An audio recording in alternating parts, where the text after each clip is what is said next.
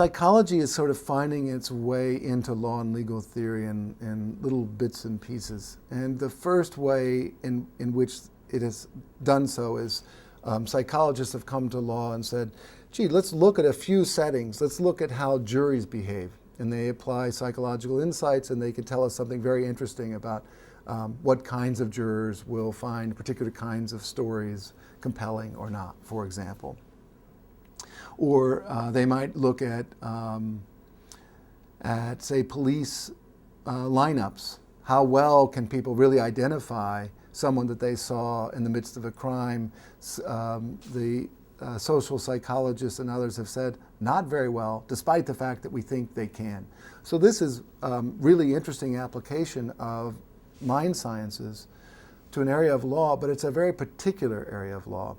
And it's not surprising that that's where the mind sciences would have their kind of easiest traction, their firmest initial grip. Similarly, the mind sciences have had a role in tweaking the rational actor model.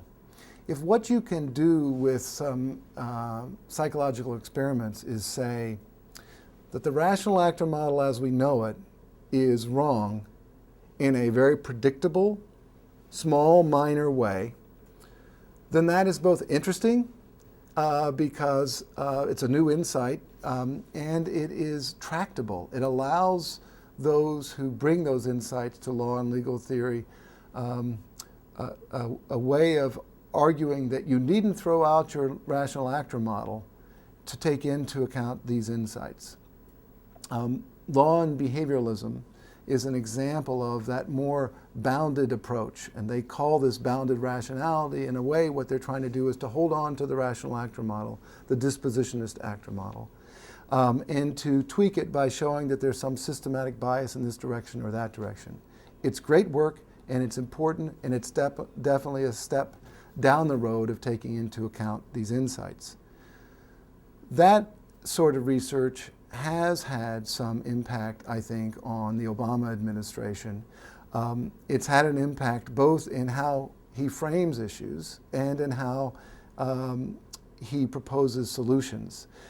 Just as important, it's had an impact on the personnel and the people he's been surrounded with. So terrific work by my colleague Cass Sunstein, for example, of just this type, is part of the reason why I think Cass Sunstein is now in a governmental position where he is trying to decide what are the right ways to regulate. And as now a regulator of sorts, he's trying to find particular applications of this kind of economic behavioralist insight. My view is that the insights of mind sciences run much deeper than that. They go places that are much less comfortable. Part of what the mind scientists have discovered, for example, is that we humans have a very strong, and by the way, I'm being a little broad. I would say at least we Americans at this moment in our history have a very strong craving to believe that our system is just. And that desire to believe that, particularly when the system is threatened, is going to influence how we interpret our world. It's going to influence what theories and what schemas we find attractive and that we find credible. It's going to influence what kinds of questions we're willing to ask and what kinds of answers we're willing to give. The problem is that an understanding of that, and there's a burgeoning area of work, but among the more prominent contributors are people like John Jost at NYU, who writes about system justification theory, and Tom Tyler, also at NYU, who writes about sort of sources of legitimacy. The problem is that our desire to believe that the system is just and our willingness to see the system as legitimate, even when, in terms of outcomes, it arguably isn't, means that we can use our laws and our legal theories as part of a palliative to make ourselves feel okay about our world and the way things are. And in a society and in a country that values equality and freedom and liberty and opportunity, and thinks that these things ought to apply across many groups, our ability to stomach or countenance vast inequalities, vast ranges of freedom and liberty, is in part, I think, a reflection of a legal system that helps to justify those inequalities.